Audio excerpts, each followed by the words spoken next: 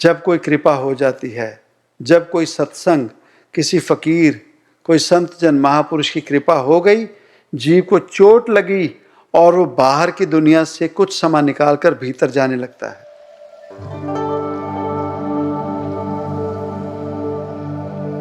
और भीतर जाते ही, जैसे पहले समझाया गया कि किसी बर्तन में अगर कोई कचरा है, गंदगी है, तो उसे स्वच्छ पानी के नीचे अगर बर्तन को डालें, तो जैसे जैसे वो स्वच्छ पानी उस बर्तन में जाता है, तो उस बर्तन के भीतर की गंदगी बाहर निकलने लगती है। वही काम है साध संगत जी, जब हम भीतर जाना शुरू करते हैं। कई जीव हमें बात करते हैं, जब सिमरन में बैठने लगते हैं, ध्यान में बैठने लगते हैं, तो बहुत बुरे बुरे विचार आते हैं।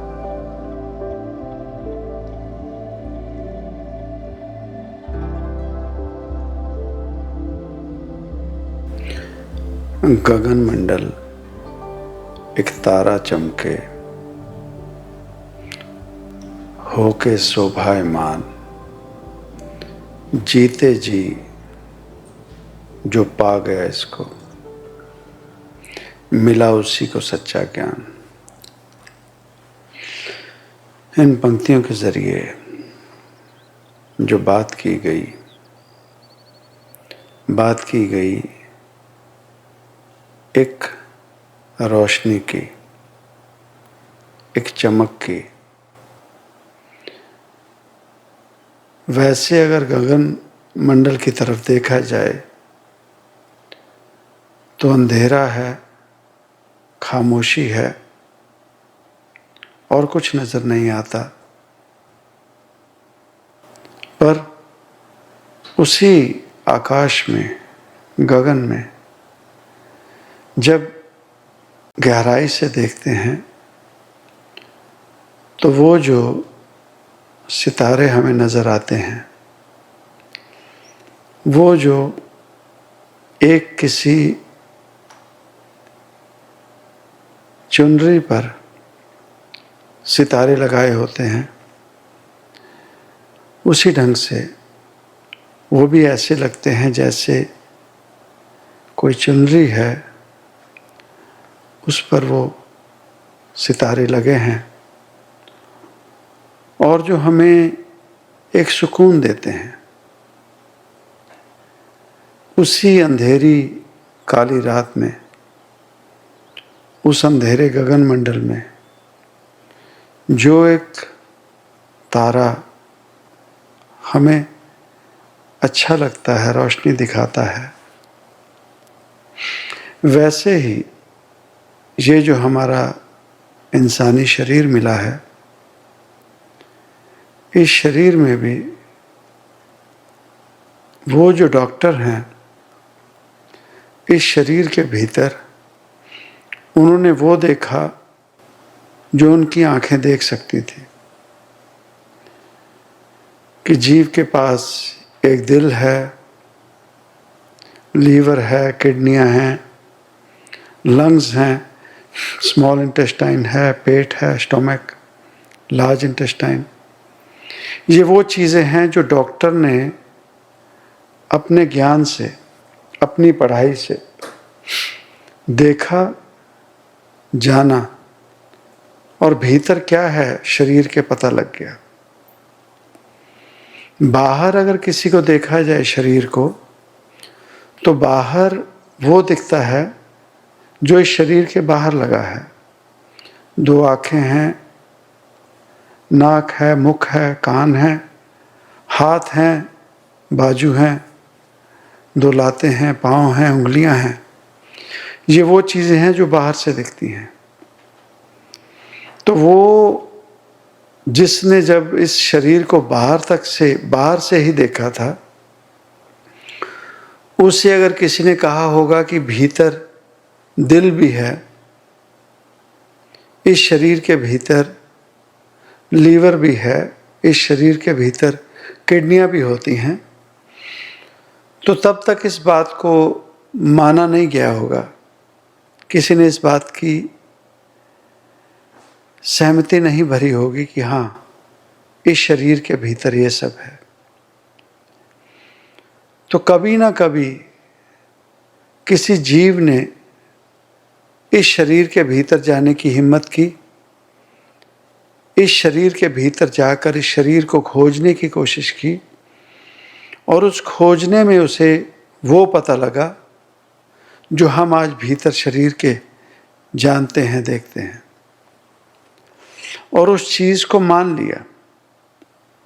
कारण अब मेडिकल इतना ज़्यादा एडवांस हो गया है और इस चीज़ को मान्यता मिल गई है कि एक शरीर में एक ही दिल होता है, एक ही दिमाग होता है, भीतर 2 लंग्स हैं, 2 किडनियां हैं। ये सब मान्यता मिल गई और जीवों ने यकीन कर लिया।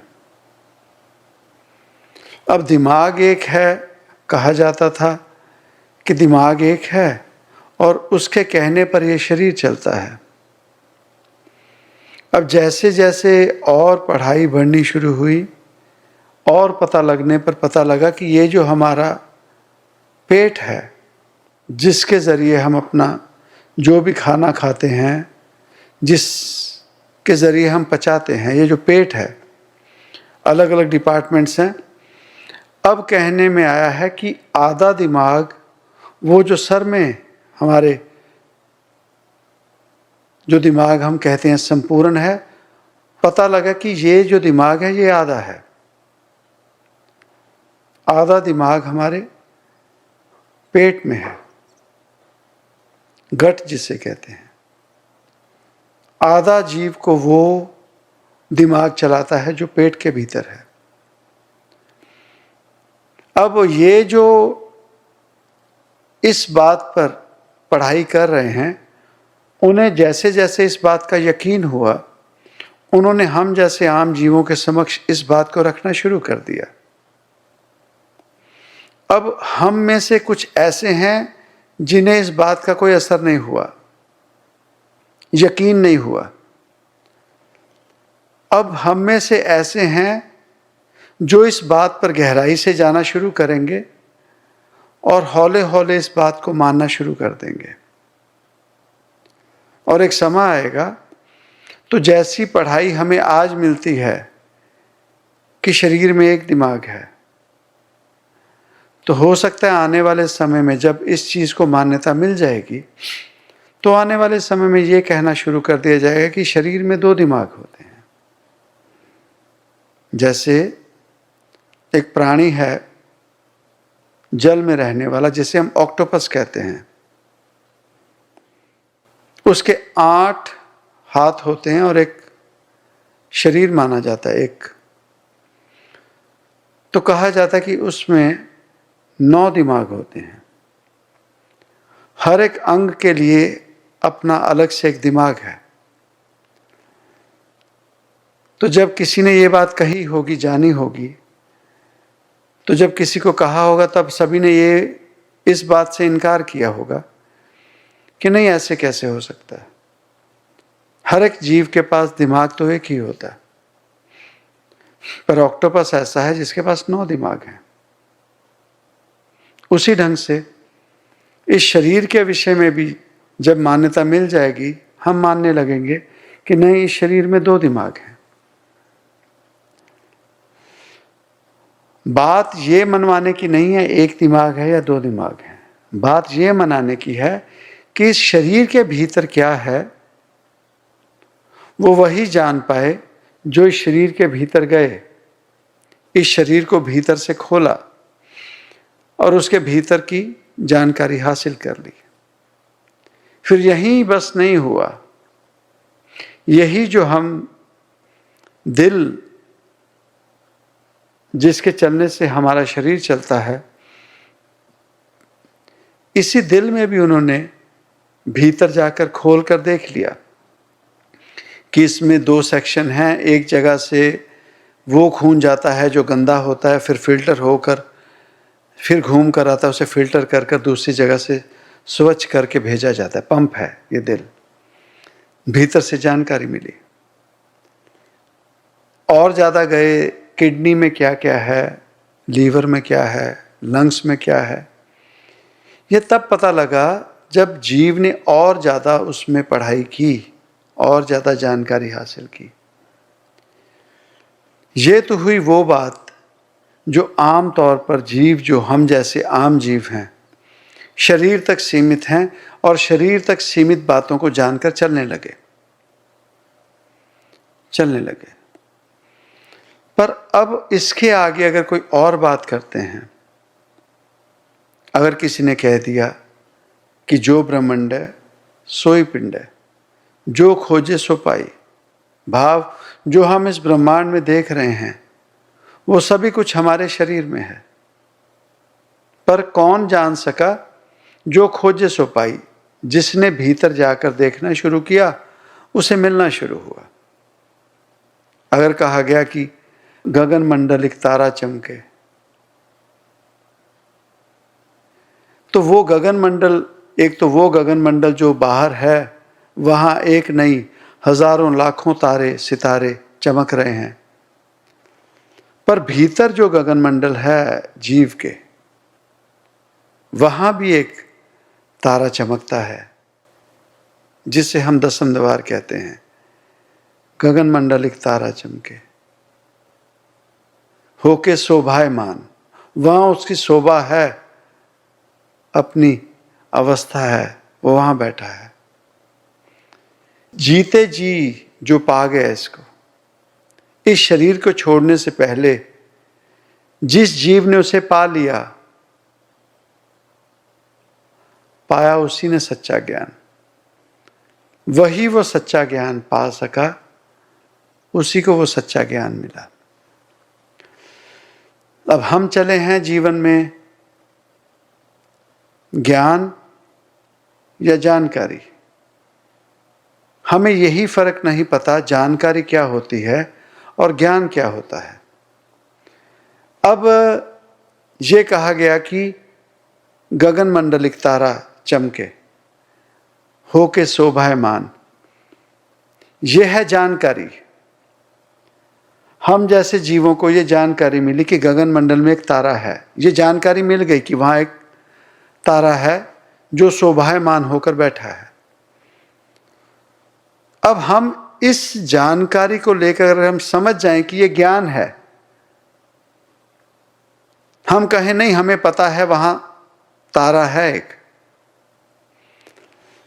पर वो जीव जिसने सिर्फ इसे सुना नहीं, उसने भीतर जाने की कोशिश की, उसने भीतर गहराई में जाने की कोशिश की और ढूंढना शुरू किया उस तारे को, सितारे को। और ढूंढते ढूंढते ढूंढते ढूंढते एक दिन आया जब उससे वो रोशनी के दर्शन हो गए, वो रोशनी, वो तारा उसे मिल गया भीतर। जिस दिन वो उसे मिल जाएगा उस दिन कहा जाएगा कि इस जीव को ज्ञान की प्राप्ति हो गई। ये फर्क है जानकारी हासिल करने में और ज्ञान प्राप्ति में। हमें जीवन में माता पिता ने समझाया कि किसी गुरु घर जाना है, वहां जो भी रब की मान्यता है, जिसे हम रब मानकर चले हैं, भीतर तो हमारी श्रद्धा है ना। श्रद्धा है तो वो जो माता पिता हमारे माता पिता हैं, श्रद्धा है तो हम उनको इज्जत सम्मान देंगे। वो जो भाई बहन रिश्ते नाते हैं, श्रद्धा है, भावना है, तो हम उन्हें रिश्ते नाते की नाम देंगे, मान्यता देंगे। श्रद्धा भीतर से खत्म हो गई, वही माता पिता, वही बच्चे, वही भाई बहन, वही रिश्ते नाते हमें दुश्मन लगने लगते हैं, वही हमें दुश्मन लगने लगते हैं। उसी ढंग से श्रद्धा है, जिस भी रब को हम अपना रब समझते हैं, हमारी श्रद्धा है, हम उसे रब मानते हैं। पर हम जिसे अपना रब मानते हैं, वो जो दूसरे धर्म से अपना संबंध रखते हैं, वो जो किसी और धर्म को मानते हैं, उनके लिए, हमारे रब के लिए उतना इज्जत सम्मान नहीं है, वो श्रद्धा उतनी नहीं रखते। उनके जरिए जो सम्मान उस रब के घर को, गुरु घर को मिलना चाहिए, उतना नहीं मिलता। पर क्या इस फर्क में रब नहीं मिला? रब तो मिलता है, पर हम किस बात को लेकर किसी जगह पे जाते हैं, जुड़ते हैं, अपना संबंध बनाते हैं, वो जानकारी लेकर हम चल पड़ते हैं। ज्ञान हम में से किसी को भी नहीं, ज्ञान हम में से किसी को भी नहीं। जब गुरबाणी ने समझा दिया हमें कि घर सुख वस्या बाहर सुख पाया, भाव इस तन के भीतर, इस शरीर के भीतर अगर हमारे सुख है तो हमें बाहर भी सुख मिलता है। इस शरीर के भीतर अगर घृणा है, पाप है, द्वेष है, नफरत है, तो बाहर भी हमें वही मिलता है। अब कहा जाता है जी दुनिया उस कगार पर पहुंच गई जहां की महायुद्ध, विश्व युद्ध हो सकता है, तीसरा। अब वो कैसे होगा? अब कहते हैं ना कि रशिया ने अटैक कर दिया यूक्रेन पे। हम तो वो देख रहे हैं रशिया पे जो अटैक हमें खबरों में बताया जाता है, पर हमें यह नहीं पता कि वो अटैक अभी नहीं हुआ। वो पहला अटैक हुआ था उस रशिया के राष्ट्रपति पुतिन के भीतर। पहले हलचल उसके भीतर उत्पन्न हुई, पैदा हुई, बाहर हलचल नहीं थी। पहले उसने अपने भीतर उस यूक्रेन पे दावा बोला, उस यूक्रेन पर उसने पहले भीतर अटैक किया। भीतर लड़ाई चल रही थी। एक जीव ने जब भीतर का जो युद्ध था उससे नहीं सहा गया, उसने बाहर रख दिया। एक जीव ने। ये है हमारे भीतर का युद्ध, ये है हमारे जीवन की परेशानियां, ये है हमारे जीवन के, परिवार के, रिश्ते नातों के युद्ध। बाहर तो अंत में आता है, भीतर वो पता नहीं कब से चल रहा होता है। तो आज हम अगर कहें कि इस विश्व में शांति आ जाए, चलो हम प्रार्थना करते हैं विश्व युद्ध ना हो, शांति हो जाए। वो शांति कैसे होगी? महज प्रार्थना करने से? तो प्रार्थना, देखिए ना, आज से 25 साल पहले जितने गुरु घर, रब के घर थे दुनिया भर में, आज से 50 साल पहले जितने रब के घर दुनिया में थे, उससे आज मौजूदा समय में रब के घर कम हुए कि ज्यादा हुए? कम तो नहीं हुए, बड़े हैं, ज्यादा हुए हैं। उसके बावजूद हम जैसे जीवों की रब से दूरी हो गई, हमारे जीवन नरक हो गए, हमारे जीवन में उन्नति नहीं हुई, प्रेम रस नहीं जागा, एक दूसरे के लिए नफरत हुई। तो ये नफरत अगर गुरु घरों से, रब के घरों से कम होनी थी, तो फिर कम क्यों नहीं हुई और ज्यादा क्यों बढ़ गई? इसका मतलब यह है कि वस्तु कहीं, ढूंढे कहीं, रोग कोई और है, हम इलाज कोई और बनाते जा रहे हैं। हमें मूल समझ नहीं आया, हमें मूल समझ नहीं आया। हम बाहर की लड़ाई को रोकने के लिए बातें करते रहे, हमने भीतर की लड़ाई को कभी भी रोकने की बात नहीं की, जानने की कोशिश नहीं की। बस जानकारी हासिल की किसी धर्म के बारे में, रब के बारे में, उस पर हमने प्रैक्टिस नहीं की, उसे जानने के लिए मेहनत नहीं की। वो जो यहां जानकारी मिल सकती थी उसे बढ़ाया और दुनियादारी में, जीवन में और ज्यादा नर्क बना लिया, और ज्यादा नीचे गिर गए, और ज्यादा नीचे गिर गए।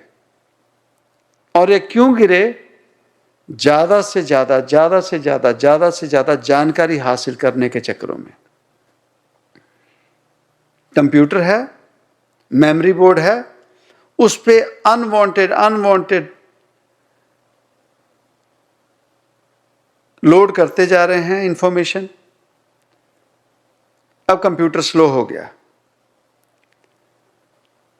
कंप्यूटर स्लो हो गया और काम अच्छे से नहीं कर रहा। वही हमने इस कंप्यूटर का किया, जानकारी हासिल इकट्ठी की, और जानकारी और जानकारी और जानकारी।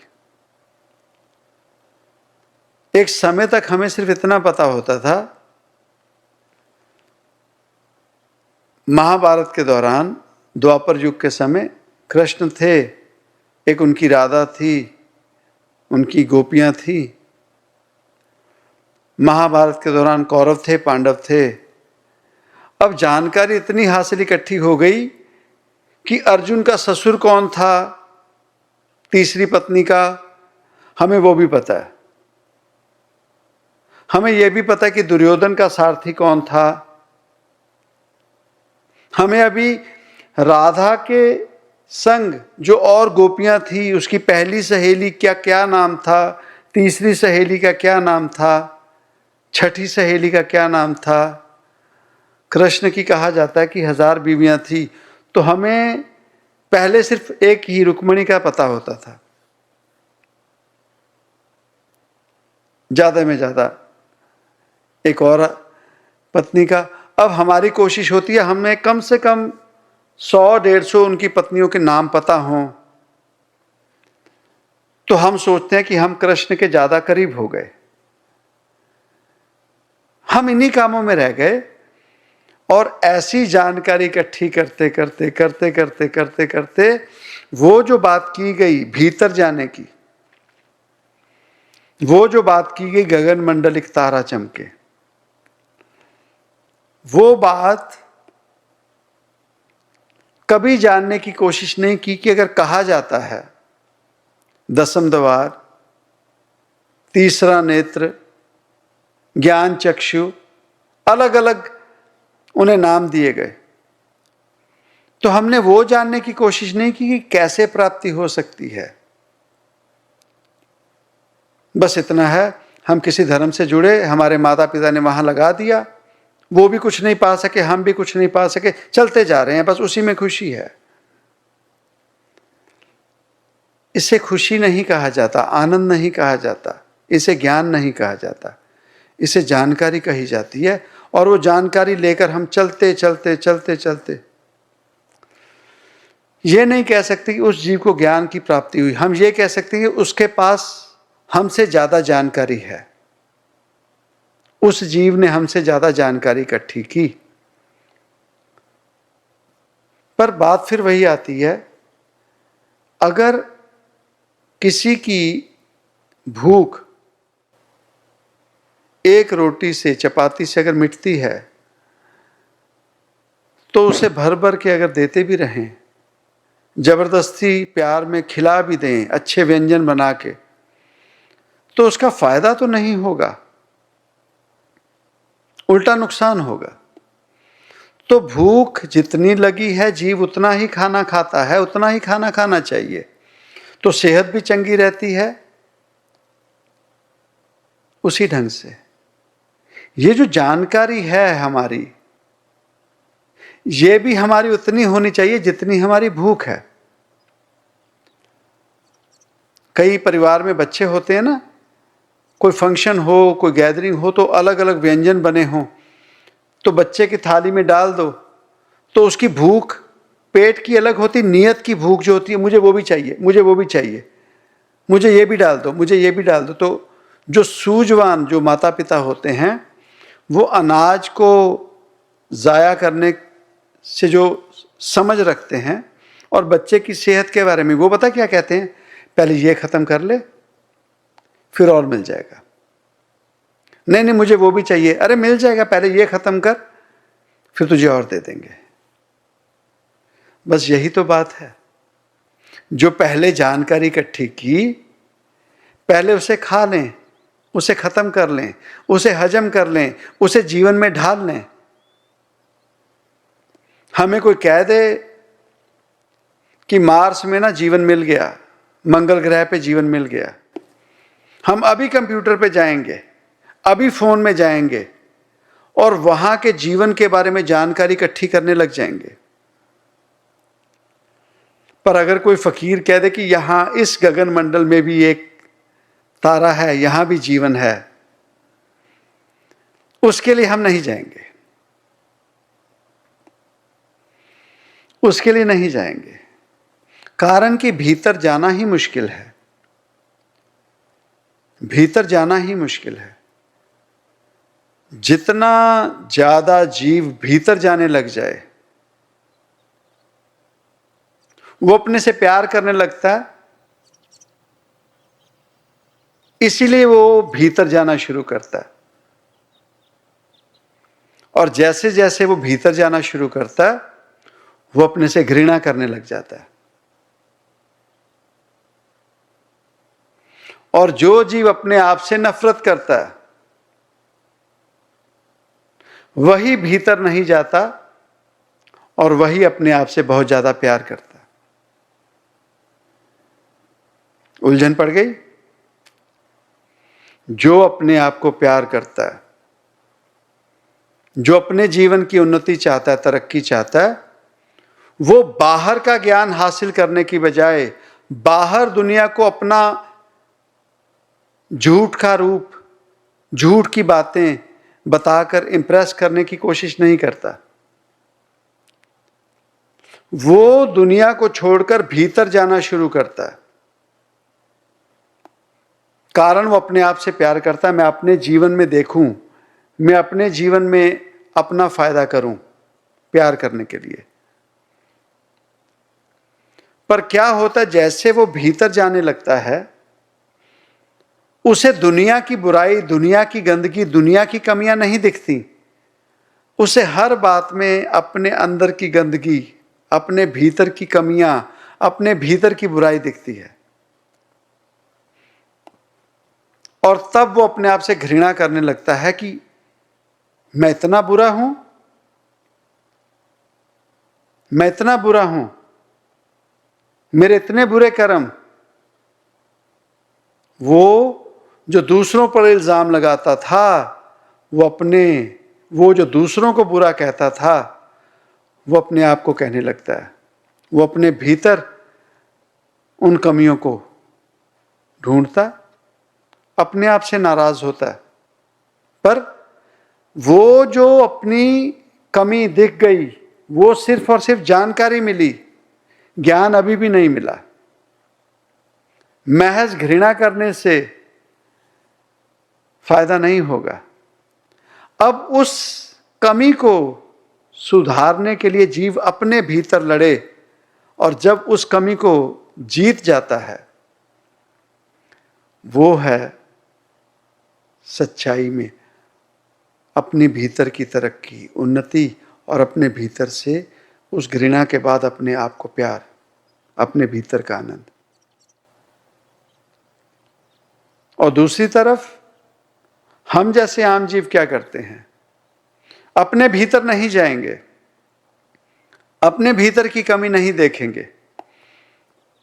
हम बाहर जो हमारे समक्ष जीव है, हम सिर्फ और सिर्फ उसी की कमी देखेंगे, अपने आप को बेहतर बताएंगे, अपने आप को अच्छा समझेंगे और समझाएंगे।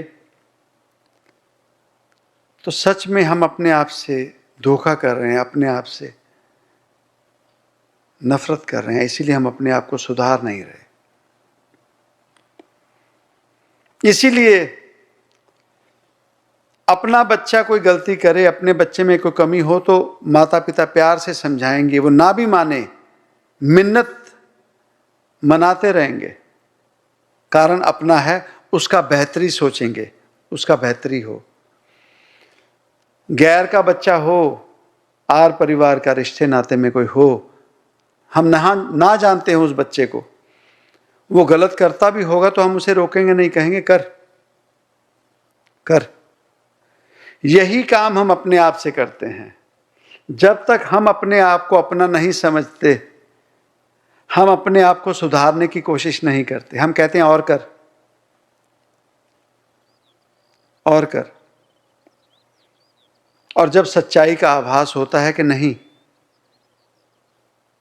जब कोई कृपा हो जाती है, जब कोई सत्संग, किसी फकीर, कोई संत जन महापुरुष की कृपा हो गई, जीव को चोट लगी और वो बाहर की दुनिया से कुछ समय निकालकर भीतर जाने लगता है। और भीतर जाते ही, जैसे पहले समझाया गया कि किसी बर्तन में अगर कोई कचरा है, गंदगी है, तो उसे स्वच्छ पानी के नीचे अगर बर्तन को डालें, तो जैसे जैसे वो स्वच्छ पानी उस बर्तन में जाता है तो उस बर्तन के भीतर की गंदगी बाहर निकलने लगती है। और सबसे पहले वो गंदगी निकलती है जो सबसे हल्की होती है। किसी पुराने बर्तन में हम देखते हैं, हमारे घरों में, गांव में, कोई बर्तन में कोई टूटा हुआ बर्तन होता था, बाहर रखते ना, उसमें मिट्टी भी पड़ जानी, पत्थर भी फेंक देने, घास फूस और कचरा उड़ते हुए उस बर्तन में चला जाता था। तो जब बारिश शुरू होनी तो घर के, मकान के जहां पर नाला होता था, जहां से पानी गिरता था, उसके नीचे वो बर्तन पड़ा रहता था। तो शुरू में देखना, जब वो पानी गिरना तो पानी गंदा होना, तो जैसे जैसे बारिश पड़ने लगनी तो वो जो पुराने पत्ते होते थे, घास फूस होती थी, वो पहले निकलने शुरू होते थे। फिर भीतर से और गंदगी, फिर मट्टी। तो धीरे धीरे देखते थे कि जो गंदगी बहुत ज़्यादा भारी है, समतल, वो नीचे बैठ जाती थी और बाकी जो होती थी निकल जाती थी और पानी स्वच्छ हो जाता था उस बर्तन में। हमने जीवन में ज़रूर देखा होगा। वही काम है साध संगत जी, जब हम भीतर जाना शुरू करते हैं। कई जीव हमें बात करते हैं, जब सिमरन में बैठने लगते हैं, ध्यान में बैठने लगते हैं, तो बहुत बुरे बुरे विचार आते हैं। वो बुरे विचार और कुछ भी नहीं है, वो हमारे भीतर की गंदगी है। जो स्वच्छ पानी, अमृत रूपी, वो स्वच्छ पानी जब भीतर जाने लगता है तो हमारे भीतर की गंदगी जो है वो निकलने लगती है। तो कई जीव फिर सत्संग पे आना बंद कर देते हैं, फायदा नहीं हो रहा, गंदगी है, गंदगी और बढ़ गई, मेरे भीतर नेगेटिविटी और बढ़ गई। फिर बहाना मारेंगे, वो और कुछ भी नहीं, अपनी गंदगी से हम डर जाते हैं। पानी ने गंदा नहीं करना हमें। तो हमारे भीतर की जो गंदगी है जब निकलने लगती है तो हम उसे निकालने की बजाय सप्रेस कर लेते हैं। नहीं, सिमरन से उठ जाते हैं, सत्संग पे आना बंद कर देते हैं। प्रैक्टिकली भीतर जाने की जो बात है उसे छोड़ देते हैं, उसे कंटिन्यू नहीं करते। पर करत करत अभ्यास, जब हम बैठना शुरू करते हैं तो ये गंदगी और बढ़ती है और उससे घृणा करने की बजाय, भागने की बजाय जीव आभास कर ले, ये मेरी गंदगी है, ये मेरी गंदगी है। जीव रेस्टरूम जाता है ना, सुबह जाते हैं हम सभी, रेस्टरूम जाते हैं, हमारे भीतर की जो गंदगी फ्लश आउट करते हैं वो हमारी गंदगी होती है ना। ये तो कोई कह नहीं सकता कि किसी और की गंदगी और हमारी गंदगी, भीतर तो वही गंदगी है। वही गंदगी हमारे विचारों की भी है। वो जो गंदगी हम बाहर निकलते देखते हैं, कोई जख्म हो जाए उसमें से जो बदबू आती है, वैसी ही बदबू, वैसी ही गंदगी हम भीतर लेकर बैठे हैं। तभी तो वो जानकर किसी महापुरुषों ने गुरबाणी में कह दिया कि बहुत जन्म बिछड़े थे माधव, बहुत जन्मों से ये गंदगी लेकर चले हैं, ये जन्म तुम्हारे लेखे, अब हमारे ऊपर कृपा कर दो, इस गंदगी से हमें उभार लो। और ये जानकारी है कि अंदर गंदगी है, गगनमंडल है, ब्रह्मांड है, जीवन है, ये जानकारी है। पर ज्ञान तब होगा जब हम भीतर जाकर उसे अपने अपने एक्सपीरियंस से जानना शुरू करेंगे। सब कुछ भीतर है। किसी से घृणा, युद्ध, प्यार, मोहब्बत, ये बाहर नहीं है, ये भीतर है। तो अभी सब बर्बादी हो जाएगी। अब कुछ देश मिलेंगे, साथ में बात करेंगे, वो पुतिन को समझाएंगे, ये बात सब करेंगे। जब तक उस जीव के भीतर के युद्ध को शांत नहीं किया जाएगा, बाहर का युद्ध शांत नहीं होगा। हो जाएगा पुतिन का मैंने नहीं रोकना, तो बाहर से कैसे युद्ध रोक लेंगे? भाव उसके भीतर का युद्ध नहीं खत्म हुआ। तो ये सब हमारे भीतर है। इसीलिए कहा गया कार सुख वस्या, बाहर सुख पाया। और वो घर साथ संगत जी बाहरी जानकारी हासिल करके किसी का फायदा नहीं होगा। अपने आप में वही एक बात लेके चले हैं जी, नहीं नहीं, जानकारी की बात ना करें। हमें क्या मिल गया? कोई किसी धर्म से जुड़ा है, किसी गुरुघर से जुड़ा है, 40 साल, 50 साल, 60 साल, 70 साल, इन चीजों से फायदा, वो असल में सच का ज्ञान मिल गया क्या? हमें वो भीतर की प्राप्ति हो गई? वो रोशनी, वो सच्चाई मिल गई? कैसे मिलेगी? भीतर जाने की आदत ही नहीं है। भीतर जाने की आदत है, किसी को पूछ लो, कह दो किसी को कि सुमरन कर, नहीं मैं फलां पाठ करता हूं, मैं फलां पूजा करता हूं। उस फलां पाठ पूजा से भीतर हम नहीं जा सके। इसी वजह से पिछले 50 साल में, 25 सालों में, 10 सालों में जितने ज्यादा धर्मस्थल बन गए, इसी वजह से रब नहीं बढ़ा भीतर, या इस ब्रह्मांड में रब बढ़ा नहीं, रब कम हुआ। रोग कोई और है, रोग कोई और है। भीतर जाने की प्रणाली, भीतर जाने की कोशिश, भीतर जाकर सच्चाई की प्राप्ति ही सच है। अपनी कमियां जीव ढूंढने लग जाए, आर परिवार में, अपने परिवार में शुरू कर दे। पहले जो आज तक दूसरे पे इल्जाम लगाता था, वो पहले भीतर जाए, अवस्था समझे। घर में कोई सिचुएशन हो गई है, वो क्यों हुई, बैठकर सोचे और उसमें अपना रोल सोचे, मेरी क्या कमी है। घर में सुख शांति हो जाएगी। आर परिवार में देखे, फिर गली मोहल्ले में देखे, रिश्ते नातों में देखे, तो यही तो है शांति, स्वर्ग, प्रेम भावना, सच्चाई जो हमारे भीतर होनी चाहिए। हम देखें ना, जितने ज्यादा धार्मिक अपने आप को मानने लगे, उतने ज्यादा हमने नर्क कर लिया, उतनी ज्यादा हमारी जीवों से दूरी हो गई, उतना ज्यादा हमारा दूसरों के लिए श्रद्धा, प्यार, दया भावना उतनी ज्यादा हमारी कम हो गई। तो हम धार्मिक कहाँ हुए? दया धर्म का मूल है, तौल धर्म दया का पूत। तो धर्म भी, हम अगर धार्मिक होते तो हमारे भीतर भी ये घृणा, नफरत, दूरियां नहीं बढ़ती। कहीं ना कहीं गड़बड़ है, गलती है, जो अभी भी नहीं समझेंगे तो जैसे दुनियादारी चली जा रही चलती रहेगी। हम जीवन में असफल ही रह गए, हमें जीवन में सफलता नहीं मिली, जीवन में सच्चाई नहीं मिली, और जैसे थे बद से बदतर होकर जा रहे हैं, बद से बेहतर नहीं हुए। और बद से बदतर होना, ये सच्चाई या इसे समझदारी नहीं कहा जाएगा। समझदारी तो होगी अपनी इम्प्रूवमेंट के साथ, और अपनी इम्प्रूवमेंट में दूसरों पर इल्ज़ाम लगाने के बजाय, दूसरों के घरों में झांकने के बजाय, अपने घर में, इस शरीर के भीतर, अपने भीतर जाएं।